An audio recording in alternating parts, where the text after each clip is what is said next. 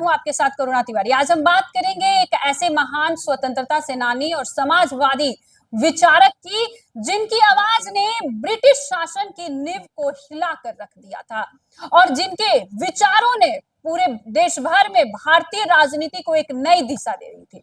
बिल्कुल, हम बात कर रहे हैं डॉक्टर राम मनोहर लोहिया की। राम मनोहर लोहिया जी के जीवन और उनकी राजनीति ने समाजवाद, समानता और राष्ट्रवाद की एक ऐसी मिसाल पेश की कि जो आज भी प्रासंगिक है। डॉक्टर राम मनोहर लोहिया का जन्म 23 मार्च 1910 को उत्तर प्रदेश के फैजाबाद जिले में हुआ था। उनके पिता का नाम हीरालाल लोहिया था। वो एक स्वतंत्रता सेनानी थे। लोहिया जी अपने पिता से ही देश प्रेम और संघर्ष का पहला पाठ लिए थे। लोहिया का शिक्षा का सफर शुरू हुआ काशी के बनारस हिंदू विश्वविद्यालय से, जहां से वो बीए की डिग्री प्राप्त किए। इसके बाद वो उच्च शिक्षा के लिए जर्मनी चले गए और वहां से उन्होंने पीएचडी पूरी की। उनकी thesis salt taxation in British India पर थी, जिसमें उन्होंने ब्रिटिश सरकार द्वारा लगाए गए नमक कर का जमकर विरोध किया था। यही वह वक्त था जब उन्होंने गांधी जी से प्रेरणा ली और भारतीय स्वतंत्रता आंदोलन में सक्रिय भूमिका निभाने का संकल्प किया। डॉक्टर लोहिया का स्वतंत्रता संग्राम में योगदान अनमोल था। 1934 में Lohia ji Congress socialist party CSP के संस्थापक सदस्यों में से एक बने। सीएसपी का उद्देश्य भारतीय स्वतंत्रता संग्राम में समाजवादी विचारधारा का समावेश करना था। 1942 में महात्मा गांधी द्वारा शुरू किए गए भारत छोड़ो आंदोलन में लोहिया ने अग्रणी भूमिका भी निभाई। उन्होंने भूमिगत होकर रेडियो प्रसारणों और अन्य गुप्त तरीकों से ब्रिटिश हुकूमत के खिलाफ आवाज उठाई।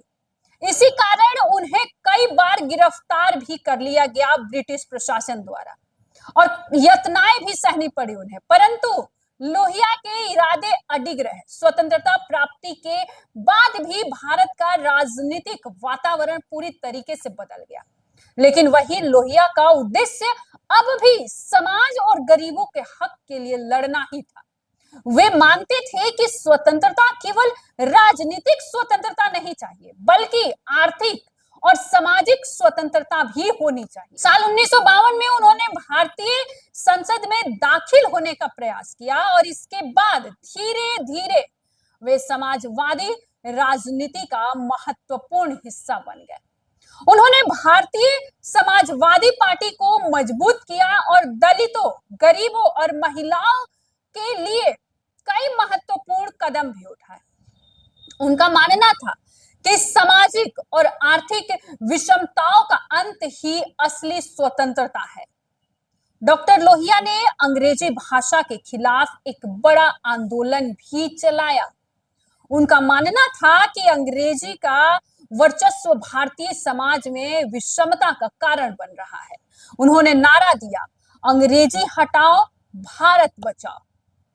लोहिया ने अंग्रेजी को केवल एक भाषा नहीं बल्कि मानसिक दास्ता भी दिया और उसे प्रतीक माना और उसका जमकर विरोध भी किया। उनका मानना था कि सभी भारतीय भाषाओं को समान मिलना चाहिए ताकि सभी भारतीय अपने आप में गौरव महसूस कर सके। उनका यह विचार आज भी भारतीय राजनीति में महत्वपूर्ण है और कई दल इसे अपने एजेंडे के रूप में भी रखते हैं। डॉक्टर लोहिया का एक और बेहद ही महत्वपूर्ण सिद्धांत था चार स्तंभ सिद्धांत, जिसमें उन्होंने प्रशासन को ग्राम पंचायत, जिला परिषद, राज्य और केंद्र में विभाजित करने का सुझाव दिया। उनका मानना था कि इससे प्रशासनिक शक्तियां विकेंद्रित होगी और देश के हर नागरिक को अपनी बात कहने का मौका मिलेगा। अब इस विचारधारा का प्रभाव हमें आज भी पंचायत व्यवस्था में दिखने को मिलता है।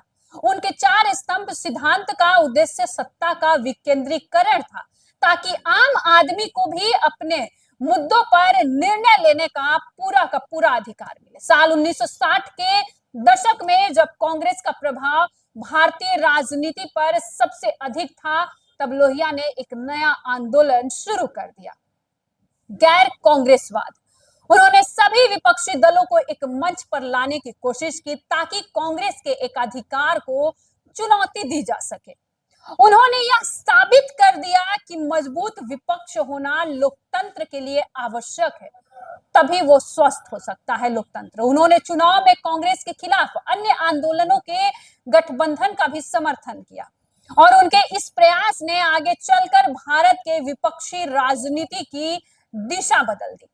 लोहिया का यह विचार आज भी राजनीतिक गठबंधनों में दिखाई देता है, जहां अलग अलग दल मिलकर चुनाव लड़ते हैं। डॉक्टर लोहिया ने हमेशा समाज के पिछड़े और दलित वर्गों के अधिकारों की वकालत की। वे महिलाओं की समानता के प्रबल समर्थक थे और उन्होंने संसद में महिलाओं के लिए 50% आरक्षण की मांग भी की थी। उनके लिए समानता का मतलब केवल आर्थिक नहीं बल्कि सामाजिक समानता भी था। लोहिया ने दलितों और आदिवासियों को सशक्त बनाने के लिए भी प्रयास किया और उन्होंने शिक्षा, रोजगार और सामाजिक अधिकारों पर भी जोर दिया। राम मनोहर लोहिया का जीवन राष्ट्र की सेवा में समर्पित रहा और 12 अक्टूबर 1967 को उनका निधन हो गया। उनकी मृत्यु के बाद भी उनके विचार और सिद्धांत भारतीय राजनीति और समाज पर गहरा प्रभाव डालता रहा। बता दें कि समाजवाद, विकेंद्रीकरण और गैर कांग्रेसवाद और भारतीय भाषाओं के प्रति सम्मान जैसे उनके सिद्धांत आज भी कई राजनीतिक दलों की प्रेरणा है। लोहिया के सपनों का भारत आज भी हमारे सामने एक आदर्श के रूप में खड़ा है, जिसने सभी के लिए समानता का अधिकार दिया, स्वतंत्रता और न्याय की भावना भी हो, इसको सिखाया। आपसे फिर मिलेंगे एक और रोचक और गौरवशाली इतिहास के साथ। धन्यवाद।